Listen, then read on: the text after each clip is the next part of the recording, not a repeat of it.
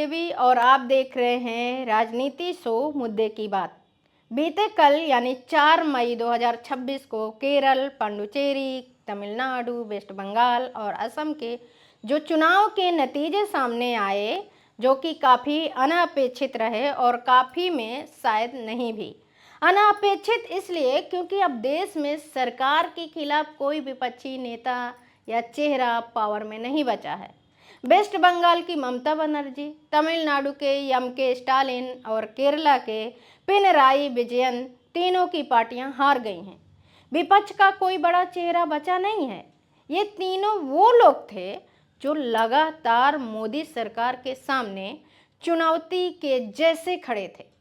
विपक्ष का कोई रूप हमें इन्हीं में दिखता था, लेकिन इन चुनाव के बाद अब वो नहीं रहेगा। इस पर हम और बात करेंगे। पहले हम बात करते हैं कल के नतीजों में। चलिए नज़र डालते हैं। केरल में आईएनसी को 63, सीपीआईएम को 26, आईयूएमएल को 22, सीपीआई को 8 और केईसी को 7 सीटें मिली। वहीं पुडुचेरी में एआईएनआरसी को 12, डीएमके को 5, बीजेपी को 4, निर्दलीय को 3 और टीवीके को 2 सीटें मिली हैं। अब बात करते हैं तमिलनाडु की, जहां टीवीके को 108 सीटें मिली। ये भी काफ़ी अनपेक्षित रहा क्योंकि विजय ने 2024 में महज 2 साल पहले ही अपनी पार्टी को लॉन्च किया था। आज वो सबसे ज़्यादा सीटों के साथ अपनी सरकार खड़ी कर सकते हैं। वहीं डीएमके को 59, एडीएमके को 47, आईएनसी को 5 और पीएमके को 4 सीटें मिले। इसके अलावा असम एकमात्र ऐसा राज्य था जहां बीजेपी की जीत पहले से ही तय लग रही थी। यहां बीजेपी को 82, आईएनसी को 19, बीओपीएफ को 10, एजीपी को 10 और एआईयूडीएफ को 2 सीटें मिली।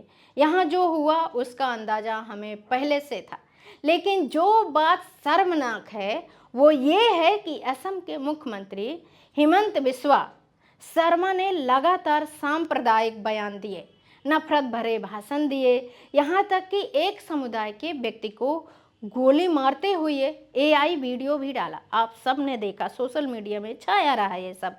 और ये सब उनके खिलाफ नहीं बल्कि उनके पक्ष में काम कर रहा था। ये सोचने वाली बात है। इसके अलावा 2023 में असम में परिसीमन भी कराया गया, जिसके तहत निर्वाचन क्षेत्रों की सीमाएं इस तरह खींची गईं जिससे बीजेपी को फायदा हो। यही कारण है कि विपक्ष परिसीमन का विरोध कर रहा है, क्योंकि उससे क्या होगा वो असम में देखा जा चुका है। अब आते हैं पश्चिम बंगाल पर, जहां सबसे ज़्यादा मामला वायरल रहा, जहां बीजेपी को 206 सीटें मिली, एआईटीसी को 80, आईएनसी को 2, एजेयूपी को 2 और सीपीआईएम को 1 सीट मिली। बीजेपी यहां पहली बार सरकार बनाएगी, लेकिन यहाँ भी बड़े सवाल उठाए जा रहे हैं कि क्या ये नतीजे सच में जनता की आवाज़ हैं। बंगाल में एसआईआर के तहत 27 लाख वोटरों के नाम हटाए गए। क्या इसी वजह से बीजेपी की जीत पक्की हुई? चुनाव आयोग और तृणमूल कांग्रेस के बीच पूरे चुनाव के दौरान टकराव चलता रहा। एक ऐसी संस्था जिसे निष्पक्ष रहना चाहिए, वो सीधे तौर पर एक पार्टी के खिलाफ खड़ी नजर आई। इसके अलावा उत्तर प्रदेश के आईपीएस अधिकारी अजय पाल शर्मा, जिन्हें यूपी का एनकाउंटर स्पेशलिस्ट कहा जाता है, उन्हें पुलिस पर्यवेक्षक के तौर पर बंगाल में तैनात किया गया। तृणमूल ने इनके खिलाफ सुप्रीम कोर्ट में याचिका दर्ज की और कहा शर्मा अत्यधिक पक्षपाती हैं और अपनी निर्धारित भूमिका से बाहर जाकर काम कर रहे हैं।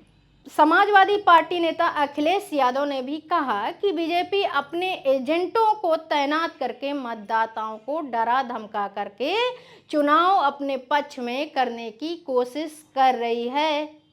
इन नतीजों के बाद जैसा मैंने ऊपर कहा है कि विपक्ष के हर बड़े चेहरे को पावर से वंचित कर दिया गया है और जिस देश में कोई विपक्ष ना बच पाए वो डरने वाली बात है, क्योंकि विपक्ष सरकार को बैलेंस लाने में मजबूर करती है।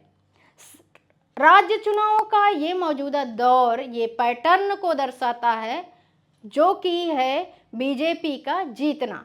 पार्टी की जीत का ये सिलसिला 2014 के आम चुनाव से चला आ रहा है। फरवरी 2025 में बीजेपी ने दिल्ली में आम आदमी पार्टी को हराया और अरविंद केजरीवाल को सत्ता से बाहर कर दिया। नवंबर 2025 में बिहार में जनता दल यूनाइटेड के नेतृत्व वाले राष्ट्रीय जनतांत्रिक गठबंधन एनडीए ने भारी बहुमत हासिल किया।